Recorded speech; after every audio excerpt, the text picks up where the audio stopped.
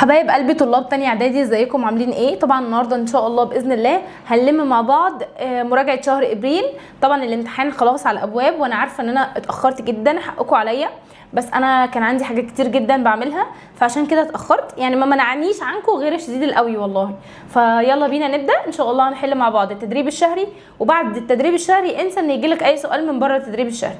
طيب يلا بينا نسمي الله اول حاجه ونبدا. اول سؤال بيقول لي اكتب ما تدل عليه العبارات الاتيه، يعني هو جايب لك التعريف وعايزك تقولي التعريف ده بتاع ايه. اول حاجه بيقول لك نقطه ثابته ترتكز عليها ساق متينه. النقطه الثابته اللي بيرتكز عليها ساق متينه هي نقطه الارتكاز. شفت البساطه؟ شفت السؤال بيجي لك بسيط ازاي؟ طيب يبقى اول حاجه هقول له نقطه الارتكاز. طيب روافع بتكون فيها نقطة الارتكاز ما بين القوة والمقاومة. طالما نقطة الارتكاز هي اللي في النص ما بين القوة والمقاومة يبقى دي ايه؟ روافع من النوع الأول، روافع من النوع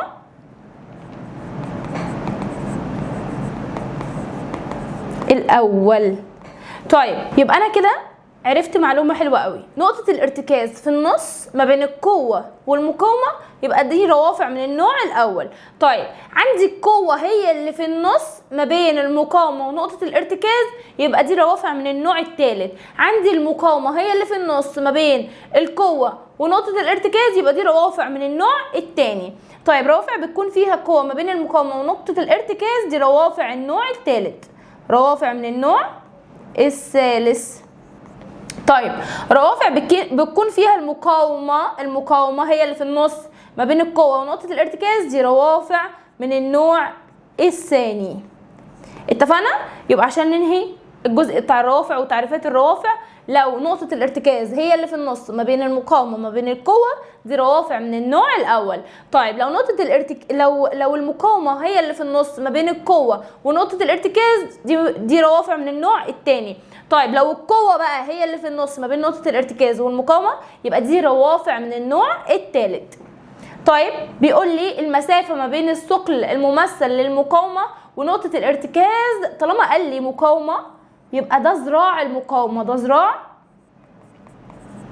ده ذراع المقاومة. طب لو قال لي المسافة ما بين الثقل الممثل للقوة ونقطة الارتكاز ده ذراع القوة، يبقى خد بالك لو قال لك المسافة ما بين الثقل الممثل للمقاومة ونقطة الارتكاز ده ذراع المقاومة. طب عشان ايه؟ عشان ذكر لك المقاومة. طب لو قال لك المسافة ما بين الثقل الممثل للقوة ونقطة الارتكاز يبقى ده ذراع القوة. طيب الخلايا المتخصصة المسؤولة عن التكاثر الجنسي في الكائنات الحية دي الأمشاج. دي ايه؟ دي الأمشاج. طيب التكاثر اللي بيتم عن طريق فردين أبويين من نفس النوع أحدهما مذكر والآخر مؤنث ده التكاثر الجنسي. خلاص. طيب اندماج نواة مشيج المذكر ان مع نواة المشيج المؤنث ان لتكوين خلية الزيجوت التي تحمل العدد الكامل من الكروموسومات 2 ان ده ايه يا حبايبي؟ ده الاخصاب. طيب وحدة البناء والوظيفة في الكائنات الحية هي وحدة اي كائن حي هي ايه؟ الخلية. طيب بيقول لك عمليه حيويه بيقوم فيها الكائن الحي بانتاج افراد جديده من نفس نوعه مما يضمن استمراره وحمايته من الانقراض، ده التكاثر. طيب عضو التذكير في الزهره ويتركب من عده أزدية. احنا قلنا الزهره بتحتوي على كم محيط؟ على 4 محيطات. ايه هما؟ الكأس والتويج والطلع والمتاع. خلاص. طيب قلنا الطلع ده عضو التذكير في الزهرة، طيب المتاع ده عضو التأنيث في الزهرة، يبقى هقول له الطلع. طيب انتقال حبوب اللقاح من متج زهرة، ركز، من متج زهرة إلى مياسم زهرة أخرى على نبات آخر بس من نفس النوع ده اسمه ايه؟ ده تلقيح خلطي. ليه؟ عشان بيمشي من زهرة حبوب اللقاح من زهرة لزهرة أخرى بس على نفس على نبات اخر بس من نفس النوع النبات، بس ده في حته وده في حته، يبقى اسمه ايه؟ تلقيح خلطي. طيب بعد كده بيقول لي ساق قصيره تحورت اوراقها للقيام بعمليه التكاثر في النبات، دي ايه يا شباب؟ دي الزهره. طيب خلية ناتجة عن اندماج نواة البيضة مع نواة حبة لقاح وتحتوي على 2 N من الكروموسومات، دي قلنا هي ايه؟ استغفر الله العظيم يا رب.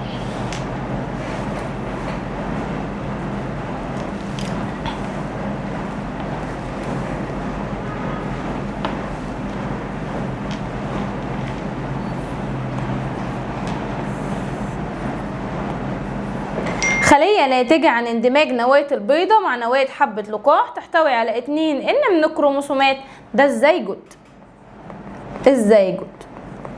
طيب قال لك اكمل. الروافع تجعل المهام اكثر سهولة عن طريق ايه؟ عن طريق اي حاجة بقى من اللي احنا حافظينهم. اول حاجة توفير الجهد، وايه تاني؟ والوقت، وايه تاني؟ وتجنب المخاطر. تجنب ايه؟ المخاطر. قال لك تعد العتلة رافعة من النوع الاول. طيب بينما تعد المكنسة اليدوية رافعة من النوع الثالث. طيب الرافعة بتكون في حالة اتزان عند ايه؟ عند نقط عزم القوى مع عزم المقاومة، عند تساوي عزم القوى مع عزم المقاومة. تساوي، طبعا انا اسفة خطي وحش والله، بس مش عارفة اتحكم في الكتابة. طيب توفر الآلة المحور الجهد الأول عند تكون الأنظمة قيمة الفائدة الآلية لها أكبر من الواحد. أكبر من إيه؟ من الواحد. طيب زيادة طول ذراع المقاومة بيؤدي إلى إيه؟ إلى زيادة الفائدة الآلية. لزيادة الفائدة الآلية. طيب بتختلف روافع النوع الثاني عن روافع النوع الثالث في ايه؟ في الفائدة الآلية. في الفائدة الآلية. طيب من أمثلة الروافع التي تعمل على زيادة السرعة، عندي العجلة، عندي المكنسة اليدوية. مكنسة اليدوية. طيب روافع النوع الأول بتوفر الجهد عندما يكون ذراع القوة أكبر من ذراع المقاومة. ذراع القوة أكبر من ذراع المقاومة. طيب ذراع القوة بيساوي ذراع المقاومة في الروافع النوع الأول. النوع الأول احنا قلنا ذراع القوة امتى بيساوي ذراع المقاومة؟ في روافع النوع الأول. قال لك أكثر أنواع الروافع شيوعا هي روافع النوع الأول برضو. الأول. خلاص اتفقنا؟ طيب يلا نكمل. بعد كده بيقول لي إذا كانت القوة المبذولة نصف قيمة المقاومة وكان ذراع المقاومة بيساوي 5 سنتي، هي دي 5 يا إما 50، يعني لو 50 هقول لك حلها إيه، ولو 5 هنشوف حلها إيه. فإن ذراع القوة بيساوي، هو هنا عايز ذراع القوة صح؟ بس قال لك معلومة مهمة، قال لك إن إذا كانت القوة المبذولة نصف قيمة المقاومة، يعني القوة بتساوي نصف قيمة المقاومة. يعني معنى كده إن المقاومة، معنى كده إن المقاومة ضعف القوة صح؟ معنى كده إن المقاومة ضعف إيه؟ القوة. طيب طالما المقاومة ضعف القوة يبقى أنا هعرف أجيب القوة بكل بساطة. شايف الرقم ده؟ هضربه في 2. طيب لو ده 5 هتبقى الإجابة 10 لأني ضربته في 2. طب لو ده 50 هضربه في 2 هيبقى 100. فعلى حسب هو جايبها لك في المسألة مظبوطة إزاي. فإحنا هنتعامل مع ده إن هو كاتبها 5، فهقول له يساوي 10 سنتيمتر. طيب بعد عملية الإخصاب بينضج المبيض متحولا إلى ثمرة. المبيض كله بيتحول إلى إيه؟ ثمرة، لكن البويضات اللي جوه بتتحول إلى إيه؟ بذور. طيب المحيط الزهري الذي يحمي الأجزاء الداخلية للزهرة قبل تفتحها، اللي بيحمي قبل التفتح ده الكأس. ده الكأس. طيب من أمثلة الأزهار وحيدة الجنس نبات إيه؟ الذرة والقرع. بيقول لك صوب ما تحته خط. فتاحة المياه الغازية رافعة من النوع الثاني. من وظائف الروافع تصغير القوة كما في المكنسة اليدوية؟ لا، امال ايه؟ زيادة السرعة. تختلف روافع النوع الاول عن روافع النوع الثاني في وجود ايه؟ في وجود نقطة الارتكاز، موضع نقطة الارتكاز. طيب صنارة السمك من الروافع النوع الثالث. التكاثر الخضري احد صور التكاثر الجنسي؟ لا طبعا. امال ايه؟ اللاجنسي.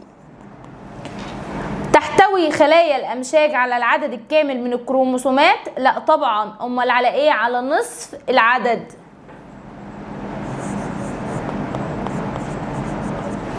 يعرف الانقسام الميتوزي بالانقسام المنصف؟ لا، بالانقسام المتساوي. يعتمد التكاثر اللاجنسي على الانقسام الميوزي؟ لا طبعا، على الانقسام الميتوزي. قلنا تكاثر جنسي ميوزي، طب تكاثر لا جنسي ميتوزي عشان بيعمل افراد تشبه الاباء هم كم فرد؟ فرد واحد بس. طيب الانقسام الميوزي الاول عبارة عن انقسام ميتوزي؟ لا، احنا قلنا الانقسام الميوزي الثاني بيحصل له انقسام ميتوزي، يبقى الثاني مش الاول. يؤدي التكاثر الخضري الى تنوع الصفات الوراثيه في الافراد الناتجه؟ لا، التكاثر الجنسي هو اللي بيحصل فيه تنوع بين الافراد. في الانقسام الميوزي الثاني بتنتج خليتين بكل منها نصف عدد الكروموسومات الاصلي؟ لا، ده بينتج خلايا. طيب بعد كده سؤال علل، بيقول لي روافع النوع الثاني بتوفر الجهد. ليه روافع النوع الثاني بتوفر الجهد؟ لان ذراع المقاومه. بعد كده بيقول لي روافع النوع الثاني بتوفر الجهد. ليه؟ اتفقنا عشان يبقى في توفير جهد لازم ذراع القوه يبقى اكبر من ذراع المقاومه. هقول له لان ذراع القوة أكبر من ذراع المقاومة. للآلات البسيطة أهمية كبيرة في حياتنا. ليه؟ لأنها توفر الجهد، وإيه تاني؟ والوقت، وإيه تاني؟ وتجنب المخاطر. طيب يمكن أن تتساوى القوة والمقاومة في روافع النوع الأول فقط. ليه بتتساوى القوة والمقاومة في روافع النوع الأول فقط؟ ليه؟ لأن ذراع القوة بيساوي ذراع المقاومة. لأن ذراع القوة بيساوي ذراع المقاومة. طيب لا توفر روافع النوع الثالث جهد دائما. ليه؟ لان احنا قلنا طالما ما فيش توفير يبقى معنى كده ان ذراع القوة اقل من ذراع المقاومة، لان ذراع القوة اقل من ذراع المقاومة. ده احنا عرفنا معلومة يعني معلومة جديدة. ايه هي المعلومة الجديدة؟ ان لازم عشان يبقى فيه توفير جهد لازم ذراع القوة يبقى اكبر من ذراع المقاومة. طيب طالما ما فيش توفير او مش دايما بيبقى فيه توفير يبقى معنى كده ان ذراع القوة بيكون اقل من ذراع المقاومة. قال لك البقرة الثابتة رافعة من النوع الاول. هقول له لان نقطة الارتكاز تقع ما بين القوة والمقاومة. لأن نقطة الارتكاز تقع بين القوة والمقاومة دي والمقاومة. طيب يؤدي التكاثر الجنسي إلى تنوع الصفات الوراثية في الأفراد الناتجة. هقول له لحدوث ظاهرة العبور الوراثي. لحدوث ظاهرة العبور الوراثي. يبقى لحدوث ظاهرة العبور الوراثي. طيب تساوي عدد الكروموسومات في الخلايا الجسدية للكائنات الحية المختلفة لا يعني تشابهها وراثيا. هقول لأنهما يحملان معلومات وراثية مختلفة، كل واحد ليه معلومة وراثية. لأنهما يحملان معلومات وراثية مختلفة. طيب قال لك تعتبر البتلات في الكثير من الازهار ذات الوان زاهيه وذات الوان زاهيه ورائحه ذكيه. رائحه ذكيه دي يعني رائحه حلوه وجذابه. طب ليه؟ عشان تجذب الحشرات، لتجذب الحشرات. بعد كده بيقول لك علل. تتدلل المتك خارج ازهار بعض النباتات التي يتم تلقيحها بواسطه الرياح. قلت لك ليه المتك لازم تبقى بره الازهار خاصه في التلقيح بالرياح، عشان يسهل على الرياح حملها. تمام؟ يعني هي طول ما هي متدليه بره، فاول ما هتبدا ان هي تنفجر او تفتح فحبوب اللقاح هتنزل. طيب يبقى كده سهل على الرياح ان هي تحملها، غير لما تكون موجوده جوه الزهره والزهره قافله عليها. الرياح ازاي هتحملها؟ هقول لتسهل حملها بالرياح، لتسهل حملها بالرياح. طيب قال لك حبوب اللقاح في النباتات التي تلقحها الحشرات بتكون لزجه او خشنه. ليه تكون لزجه او خشنه؟ علشان لازم تلزق في اجسام الحشرات. هقول حتى تلتصق في اجسام الحشرات فيسهل نقلها. يبقى لازم تلتصق في اجسام الحشرات عشان الحشره تعرف تنقلها. طيب اهميه الغلاف الزهري في ازهار النرجس، بيحمي الاعضاء الداخليه للزهره. حمايه الاعضاء الداخليه للزهره. تنتج ازهار النباتات التي تلقحها بالرياح حبوب لقاح باعداد كبيره. ليه؟ لتعويض الفقد منها اثناء حملها، عشان تعوض اللي هيقع منها. بيقولي ماذا يحدث في الحالات الآتية؟ لم يتم اكتشاف الروافع. كان ايه اللي هيحصل؟ كان هيحصل صعوبة في الحياة اليومية وخاصة المهن البسيطة. يبقى هقول له صعوبة في الحياة اليومية. ثواني، قلنا صعوبة في الحياة اليومية والمهن البسيطة. خلاص، لان احنا اتفقنا ان الروافع بتشيل عننا هم حاجات كتير جدا، او بمعنى اصح بتوفر لي الجهد والوقت وتجنب المخاطر وحاجات كتير. قالك اذا كان ذراع القوة اطول من ذراع المقاومة في الروافع، كان ايه اللي هيحصل؟ هيزيد الآلية، زيادة الفائدة الآلية، زيادة الفائدة الآلية. ومعنى ان في زيادة في الفائدة الآلية هيزيد ايه؟ هيزيد توفير الجهد، وبالتالي زيادة توفير الجهد. طيب عدم نضج المتك والمياسم في نفس الوقت. ايه اللي هيحصل لو المتك والمياسم ما نضجوش في نفس الوقت؟ هيحصل تلقيح خلطي. ليه؟ لان التلقيح الخلطي مش لازم المتك والمياسم ينضجوا في نفس الوقت. طب التلقيح الذاتي لازم المتك والمياسم ينضجوا في نفس الوقت. يبقى يحدث تلقيح خلطي.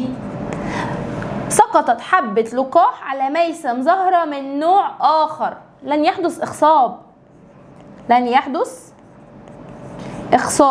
ليه؟ لان احنا متفقين ان لو مش من نفس النوع مش هيحصل اخصاب. طب لو من نفس النوع هيحصل اخصاب عادي جدا. تمام؟ طيب تم ازاله المتاع من زهره نموذجيه قبل تفتحها. قلنا يعني ايه زهره نموذجيه؟ يعني عندها الاربع محيطات، كأس، تويج، طلع، متاع. خلاص؟ طيب ايه اللي هيحصل لو انا شلت منها المتاع، يعني عضو التأنيث في الزهرة؟ ايه اللي هيحصل؟ مش هيحصل اخصاب، وبالتالي ولا هيتكون بذرة ولا هيتكون ثمرة. لن يحدث اخصاب، وبالتالي لا تتكون الثمار او البذور.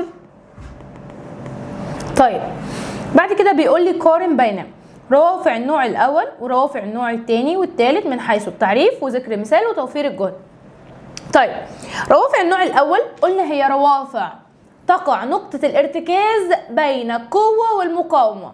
تاني، روافع النوع الأول هي روافع تقع فيها نقطة الارتكاز بين القوة والمقاومة. تمام؟ طيب مثال عليها زي ايه؟ قلنا زي العتلة. طيب بتوفر الجهد؟ بعضها بيوفر الجهد. طب امتى يوفر الجهد؟ لما يكون ذراع القوة أكبر من ذراع المقاومة. اتفقنا؟ اتفقنا. طيب روافع النوع التاني قلنا هي روافع تقع مين بقى؟ تقع المقاومة بين نقطة الارتكاز والقوة. خلاص؟ يبقى تقع المقاومة بين نقطة الارتكاز والقوة. طب قلنا زي مين؟ قلنا زي عصارة الليمون. زي عصارة الليمون. طيب بتوفر الجهد؟ ايوه دايما بتوفر الجهد. ليه دايما بتوفر الجهد؟ عشان دايما ذراع القوة اكبر من ذراع المقاومة. طيب تعالى لروافع النوع الثالث. روافع النوع الثالث دي روافع بتقع فيها القوة بين نقطة الارتكاز والمقاومة. طب دي بتوفر الجهد؟ لا مش دايما بتوفر الجهد. ليه؟ عشان ذراع القوة عندها اصغر من ذراع المقاومة. تمام؟ تمام كده اول واحدة. طيب الخلايا الجسدية والمناسل. قلنا الخلايا الجسدية تمام دي فيها العدد الكامل من الكروموسومات، يعني 2N. طب دي موجودة فين؟ الخلايا الجسدية موجودة في كل خلايا الجسم ما عدا الخلايا التناسلية. طيب المناسل خلاص دي خلايا بتحتوي على نصف عدد الكروموسومات. يعني نفترض الخلية الجسدية عندها العدد الكامل يعني 46 كروموسوم. طب الخلايا التناسلية بتتقسم لاتنين، 23 من الأب و23 من الأم. تمام؟ طيب بعد كده عندي التكاثر. قال لي قارن ما بين التكاثر الجنسي والتكاثر اللاجنسي. قلت له ان التكاثر الجنسي دي عمليه حيويه تحدث بين فردين ابويين خلاص من نفس النوع. لازم يبقى نفس النوع، يعني انسان وانسان، حيوان وحيوان. خلاص. طيب يبقى تاني عمليه حيويه تحدث بين فردين ابويين من نفس النوع، يعني احدهما مذكر والاخر مؤنث. تمام؟ تمام. طيب التكاثر اللاجنسي هي عملية حيوية تحدث بين مع فرد واحد فقط اللي هو الفرد الأبوي لإنتاج أفراد جديدة تشبه له تماما. خلاص؟ يبقى تاني التكاثر اللاجنسي هي عملية حيوية تحدث في الفرد الأبوي. ماشي؟ ده فرد واحد بينتج أفراد ايه؟ بينتج أفراد جديدة مشابهة له تماما، يعني هو بس بينقسم. خلاص؟ انقسام ميتوزي. قال لي قارن ما بين حبوب اللقاح في الازهار اللي تلقح بالرياح والازهار اللي بتلقح بالحشرات. قلت له ان حبوب اللقاح في الازهار اللي بتلقح بالرياح لازم تكون خفيفة الوزن، يعني وزنها خفيف وتنتج بكميات كبيرة. يبقى تاني وزنها خفيف وتنتج بكميات كبيرة، ولازم تكون ملساء. يبقى تاني لازم تكون وزنها خفيف وتنتج بكميات كبيرة وتكون ملساء عشان يسهل على الرياح حملها. ماشي؟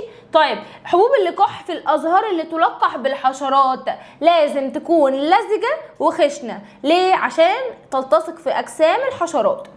بعد كده قال لك قارن ما بين الزهرة الخنثى ووحيدة الجنس. قلنا الزهرة الخنثى دي التي تحتوي على ايه؟ على الطلع والمتاع، يعني اعضاء التذكير والتأنيث معا. هقول له هي الزهرة التي تحتوي على أعضاء التذكير والتأنيث معا. طيب قال لك والزهرة وحيدة الجنس دي التي تحتوي على عضو واحد فقط، يا إما عضو تذكير يا إما عضو تأنيث. طيب بعد كده بيقول لي قارن ما بين الطلع والمتاع من حيث الوظيفة والتركيب. طيب الطلع ده احنا اتفقنا ان هو عضو التذكير في الزهرة. طيب ايه وظيفته؟ انتاج حبوب اللقاح. بيتكون من ايه؟ بيتكون من أزدية، والأزدية دي عبارة عن خيط رفيع بينتهي بانتفاخ اسمه المتق، والمتق بيحتوي على حبوب اللقاح. يبقى تاني ايه هو الطلع؟ ده عضو التذكير في الزهرة. طيب بيتركب من ايه؟ من أزدية. طب الأزدية دي عبارة عن ايه؟ عبارة عن خيط بينتهي بانتفاخ يسمى المتق. المتق دي جواها حبوب اللقاح. طيب بعد كده المتاع. ايه هو المتاع ده؟ المتاع ده عضو التأنيث في الزهرة، المتاع ده عضو التأنيث في الزهرة. طيب ايه اهميته؟ انتاج البويضات، انتاج البويضات. طب بيتركب من ايه؟ بيتركب من قرابل، قرابل. طيب كل قربلة بتتكون من مبيض وقلم وميسم. يبقى تاني هقول له ان المتاع ده عضو التأنيث في الزهرة، تمام؟ طيب ايه اهميته؟ انتاج البويضات، كلام جميل. بيتركب من ايه؟ بيتركب من قرابل. طب والقربلة بتتركب من ايه؟ من مبيض وقلم وميسم، مبيض وقلم وميسم. بعد كده قال لك التلقيح الخلطي، التلقيح الذاتي والتلقيح الخلطي، قارن ما بينهم. احنا اتفقنا ان التلقيح الذاتي يعني ايه؟ يعني انتقال حبوب اللقاح من متك زهرة الى ميسم نفس الزهرة. تاني التلقيح الذاتي يعني انتقال حبوب اللقاح من متك زهرة الى مياسم نفس الزهرة، او زهرة اخرى على نفس النبات، او زهرة اخرى على نفس النبات. ده تلقيح ذاتي، خلاص. طيب بيحصل في النباتات الخنثى، ماشي، تمام. زي مين؟ زي الطماطم. زي مين؟ زي الطماطم. طيب التلقيح الخلطي ده انتقال حبوب اللقاح من متك زهرة الى مياسم زهرة اخرى، بس نبات من نفس النوع، بس نبات من نفس النوع، خلاص. طب قلنا زي مين؟ زي الذرة. زي مين؟ زي الذرة. يبقى تاني عشان ما نتلخبطش او ننسى، قلنا التلقيح الذاتي ده انتقال حبوب اللقاح من متك زهرة الى مياسم نفس الزهرة او الى زهرة اخرى على نفس النبات، تمام. قلنا زي مين؟ زي الطماطم، ماشي. طيب في حاجة كمان قال لك في التلقيح الذاتي لازم المتك والمياسم ينضجوا في نفس الوقت، اتفقنا؟ طيب تعالى بقى للتلقيح الخلطي. قال لك انتقال الحبوب اللقاح من متك زهرة الى مياسم زهرة اخرى، تمام، على نبات من نفس النوع، على نبات من نفس ايه؟ النوع، يعني ذرة وذرة مثلا يعني. طب قال لك زي مين؟ زي الذرة. طيب هو شرط ان المتك والمياسم ينضجوا في نفس الوقت؟ قال لك لا، في التلقيح الخلطي مش لازم الاثنين ينضجوا في نفس الوقت، لكن في التلقيح الذاتي لازم الاثنين ينضجوا في نفس الوقت. بعد كده بيقول لي اذكر اهمية كل من الرافعة. ايه اهمية الروافع؟ قلنا توفير الوقت والجهد وتجنب المخاطر، يبقى اقول له توفير الوقت والجهد وتجنب المخاطر، ماشي. طيب قال لي ايه اهمية الملقاط؟ الملقاط بيعمل ايه؟ بيعمل الاعمال الدقيقة، خلاص. يبقى الاعمال الدقيقة، الاعمال يعني اداء الاعمال الدقيقة، اداء الاعمال الدقيقة.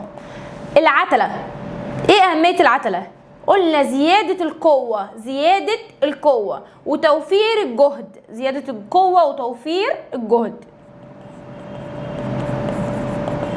وتوفير الجهد. الانقسام الميتوزي في الانسان، ايه اهمية الانقسام الميتوزي في الانسان؟ قلنا تجديد الخلايا التالفة، تجديد الخلايا التالفة. يعني لو حد حصل له جرح، الجرح ده بيلم ليه؟ علشان بيحصل انقسام ميتوزي للخلايا وبتتجدد. طيب الانقسام الميوزي في الانسان ايه اهميته؟ انتاج الامشاج، انتاج الامشاج. طب الامشاج دي يعني ايه اهميتها اصلا؟ حدوث التكاثر، يبقى انتاج الامشاج اللازمة للتكاثر الجنسي، عشان بيتكلم على الانسان. طيب بيقول لك رافعة من النوع الاول، خلاص. القوة المؤثرة عليها 40 نيوتن، وكان ذراع القوة 5 سنتي، تمام. طيب اثرت على مقاومة مقدارها 100 نيوتن. عايز طول ذراع المقاومة. قلنا القوة في ذراعها بتساوي المقاومة في ذراعها، يبقى اول حاجة هقولها له، هقول له ايه؟ ثواني. القوة في ذراعها بتساوي المقاومة في ذراعها، ده قانون صح؟ تعال نطبق بقى، تعال نشوف القوة بكام. قال لك القوة المؤثرة عليها 40 نيوتن، يعني هنا القوة ب 40 نيوتن. طيب في، تعال نشوف، وكان ذراع القوة 5 سنتي، يبقى في 5، 40 في 5، بعد كده قال لك اثرت عليها مقاومه مقدارها 100 نيوتن. المقاومه مقدارها 100 نيوتن. ماشي، هنا عايز مين بقى؟ ذراع المقاومه. عايز ذراع المقاومه. اجيبه ازاي؟ لما اوصل للحاله دي يبقى معناه ان انا هقسم ده على ال100. هقسم 40 في 5 على ال100. طيب هقول له بتساوي ايه؟ بتساوي 2 سنتيمتر. طب قال لك هي دي بتوفر الجهد ولا لا؟ هقول له توفر الجهد. طيب بعد كده بيقول لي رافعه تؤثر عليها قوه مقدارها 30 نيوتن. تمام؟ قال لك القوه 30 نيوتن. 30 القوه بتساوي 30. ماشي، وطول ذراعها 20 سنتي. طول ذراعها بيساوي 20 سنتي. وتؤثر عليها مقاومة 20 نيوتن. المقاومة بتساوي 20 نيوتن. والمقاومة بتاعتها ذراع المقاومة 10 سنتي. 10 سنتي. ماشي، هو هنا عايز ايه بقى؟ قال لك عايز الرافعه دي متزنه ولا لا، ولماذا الرافعه دي هتكون متزنه ولا لا، وليه مش متزنه لو انت قلت ان هي مش متزنه. طيب تعال نشوف. اول حاجه هعملها هجيب له القوه في ذراعها. القوه بكام؟ ب30. القوه في ذراعها بتساوي 30 في 20. 30 في 20 بكام؟ ب600 سنتيمتر. طيب بعد كده هجيب المقاومة وذراعها. المقاومة وذراعها في ذراعها يعني 20 في 10. طب 20 في 10 فيها كام؟ 200 سنتيمتر. طيب هو ده بيساوي ده؟ ال600 بتساوي ال200؟ لا، ال600 مش بتساوي ال200. يبقى ده معناه ايه؟ معناه ان القوة هتكون غير متزنة، علشان القوة مش بتساوي مش قد المقاومة. احنا متفقين ان القانون بيقول القوة في ذراعها بتساوي المقاومة في ذراعها. طب انا لقيت ان الاتنين مش بيساووا بعض، ده 600 وده 200. هقول له الرافعة غير متزنة. طب ليه غير متزنة؟ لأن القوة لا تساوي المقاومة. القوة ما بتساويش المقاومة. طيب قال لك وإذا كانت الرافعة غير متزنة فما طول ذراع المقاومة اللي بيحقق الاتزان؟ ايه طول ذراع المقاومة اللي بيحقق لي الاتزان؟ تعالى بقى نحذف أصلا ذراع المقاومة ونشوف ونجيبه من أول وجديد. هعتبر ان ذراع المقاومة ده مش موجود. هتعامل مع المسألة بشكل عادي جدا، اللي هو ايه؟ القوة في ذراعها بيساوي المقاومة في ذراعها، يعني القوة ب30 في 20 بتساوي المقاومة بكام؟ ب20 في ذراعها. هو هنا عايز الذراع فانا هعتبره مش موجود. طيب بعدين اتفقنا ان احنا هنقسم ده على الرقم اللي هنا، يعني 30 في 20 على ال20 فيها كام؟ فيها 30. يعني لازم يكون ب30 علشان يحصل اتزان. يبقى لازم ذراع القوة يكون بكام؟ يكون ب30 علشان يحقق الاتزان. عندك الطريقة دي صح، وعندك طريقة تانية انك بص القوة بكام؟ ب30. طب 30 في 20 ب600. طيب المقاومة بكام؟ ب20. طب هي ناقص لها ايه علشان تحقق الاتزان؟ يعني عشان برضو تبقى ب600 ناقص لها 30. فعندك الطريقة دي صح والطريقة دي صح، بس الافضل انك تكتب له القانون. احنا حذفنا الذراع خالص واحنا بدأنا نجيبه من اول وجديد. اتفقنا؟ يبقى زي ما اتفقنا لما يجيب لك مسألة شوف هو عايز ايه الاول، وخليك عارف القانون. احنا قلنا القانون بيقول ايه؟ القوة في ذراعها بيساوي المقاومة في ذراعها. تمام؟ تجيب له بقى شوف هو عايز مثلا ذراع المقاومة، ذراع القوة، هيبقى مديك باقي المعطيات. طب المسألة التانية هو اداك كل المعطيات، القوة وزراعها، واداك المقاومه وزراعها، وقال لك هي متزنه ولا لا. عملنا ايه؟ جبنا القوه وزراعها لوحدهم، جبنا المقاومه وزراعها لوحدهم، شفنا الاثنين بيساووا بعض؟ لا، ما بيساووش بعض، يبقى هي غير متزنه. طب ليه غير متزنه؟ عشان القوه مش بتساوي المقاومه. كلام جميل، كلام جميل. طب بعد كده قال لك طب انا عايز اعرف ذراع المقاومه هيكون بكام علشان تكون متزنه. قمت عامل ايه؟ حاسب ذراع المقاومه وهجيبه من اول وجديد. دي طريقه. والطريقه الثانيه ان انا قلت لك شوف يعني الرقم دوت باقي له قد ايه عشان نوصل لهنا. باقي له ان احنا نحط 30. خلاص؟ طيب، وبكده خلصنا مراجعه تانية اعدادي لشهر ابريل، وانتظروني في فيديو المنهج كله ان شاء الله عشان نراجع مع بعض ونلم الدنيا مع بعض. وباذن الله باذن الله محضره لكم مراجعات قويه جدا هنشرح فيها بالتفصيل من اول وجديد، ومش هيفوتك اي حاجه ولا فاتك اي حاجه. حتى لو فاتك ففداك، انا هلم لك كل حاجه ان شاء الله في فيديو واحد.